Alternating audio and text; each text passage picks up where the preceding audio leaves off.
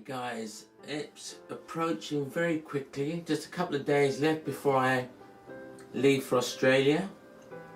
As you can see, I'm doing another what's in my camera bag video, and I'm basically putting everything out there, what I'm taking, what's me, and that includes my medication, my gear, my laptop, and even my brokering.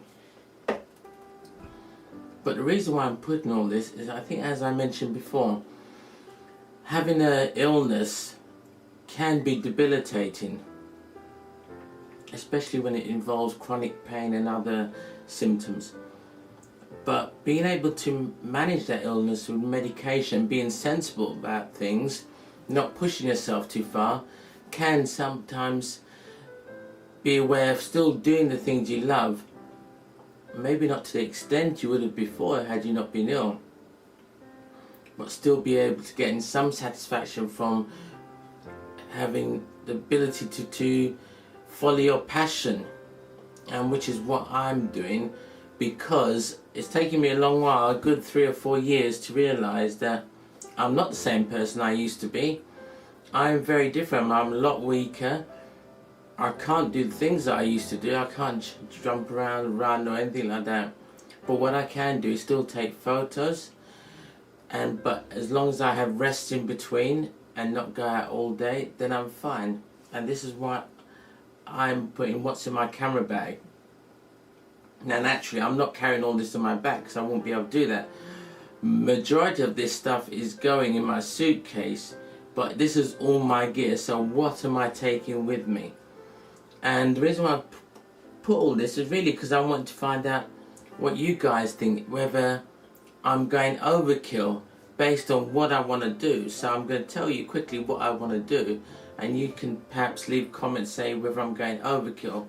My main aim is to do video for this channel, do some vlogs as well, time lapse, B-roll for the videos, obviously naturally photography, and that's it. And the ability obviously to get those images and video as professional as possible. So there is gear here that aids that ability, that makes it look more professional. So with that in mind, let's start with the medication. This gets me to where I want to do. Without these 23 boxes for the 2 months, that's what I take over the 2 months, will be that amount of medication. I would not be going to Australia, full stop. It wouldn't happen. I wouldn't even been getting out of my bed. So that's gear number one. I have to take that. That's a must. Also, TENS pain machine, another must. Without this I wouldn't want to travel either.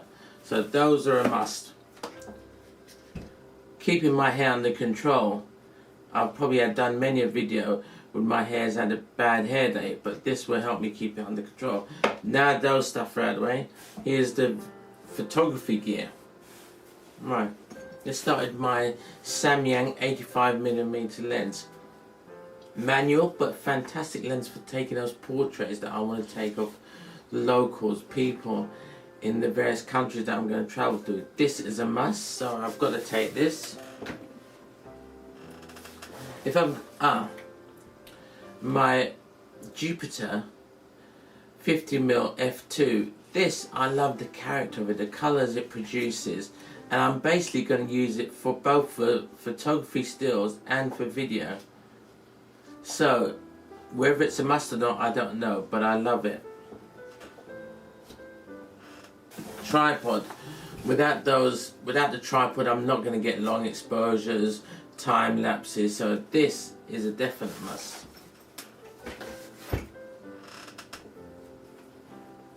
My camera, naturally, I won't even say anything about this. This goes with me everywhere. My remote control wires for long exposure. Yes, these go. They're not heavy. Ball head for the tripod. Yes, another must. SD cards. What could I leave without? And what's the point if you can't store your shots? Now this is very debatable, subjective. In here I have wires which are useful, my compass to make sure I know where the sun rises and sets so I can prepare, and a couple of ND filters for my GH1, which is film that because what I've found when I've not had any ND filters, even with a bit of light, reducing the ISO as much possible, I really have to push the aperture to really a small aperture just to get stop it from being blown out for video. So I don't really want to do that all the time because I do want to get that bokeh in the background. So got ND filters, Pogo printer. I don't often get to use this, whether it's in a necessity, and it is very heavy, is to, if I take a photo of someone, I can give them an instant little print just as a gift. I think it's important when you're traveling across the world. Others may not. Do you think it's important? Let me know. Cleaning gear, that is a must. I won't leave without it. I'm very particular about cleaning my gear every night after I've used it. Filters, well, I don't know. I forgot to put my flash here. It must be in the suitcase. So this goes with my flash.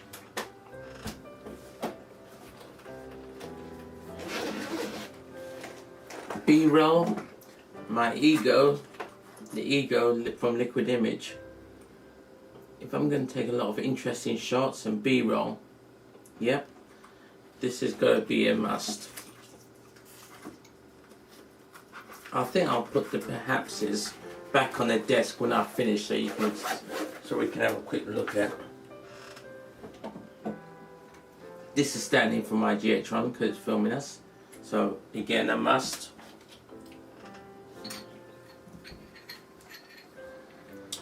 Lens adapters for my Jupiter and my Samyang, no, not my Samyang, and lens hood. Need that for sunlight. More ND filters and polarizing filters for those stills where I want to get those beautiful colors in the sky and where the sun's too bright and I need to reduce that ambient light. So that's going to be necessary because I'm going to very sunny countries. My 360 time lapse. If I want to do hyper time lapses, then this is going to have to go. Batteries, spare batteries for the GH1 and Fuji Xe2. Again, a must. Look at this one, a Steadicam.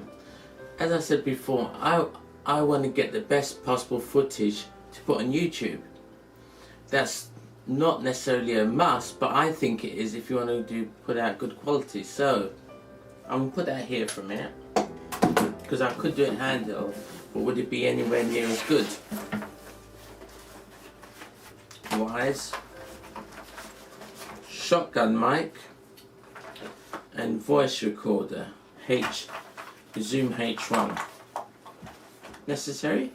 I think so, if you want quality audio, and I'm reviewing the shotgun mic, so that's part of the routine actually. That's gonna go. If I don't, I won't have anything to review.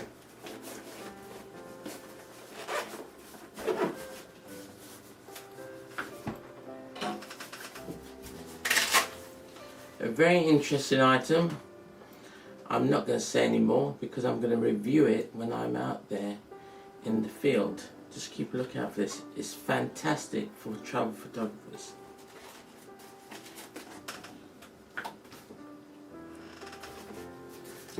Flash triggers. Oh. If I want to do off-camera flash, which I do for my portraits, then it's got to be done. This has got to go. Batteries has to. A spare card reader, yeah, and some more ND filters. Again, where I'm going, I need them. So let me put up the perhaps.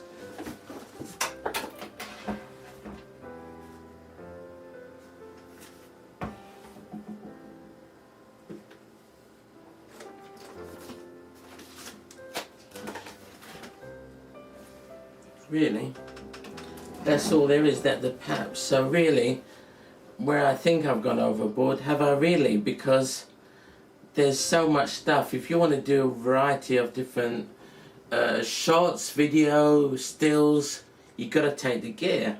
I mean, that's what I think.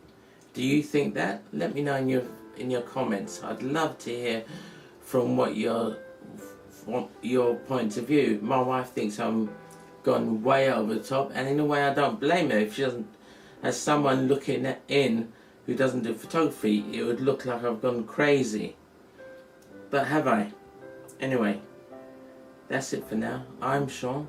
This is Photography in a Click, and I look forward to your comments. Please do subscribe, and I'll see you in my next video.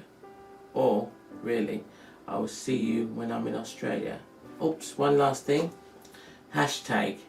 You still can use the Love Travel Adventure hashtag if you want, but I've got a new hashtag which will also be used. I prefer to use this one, Travel in a Click. I'll put that up on the screen. So Travel in a Click, that's a new hashtag. You can still use the old one if you want, but if you can, use Travel in a Click. Anyway, that's it for me. I always appreciate your time, and I hope to see you when I'm in Oz doing my vlogs. Okay, thanks a lot. Bye bye.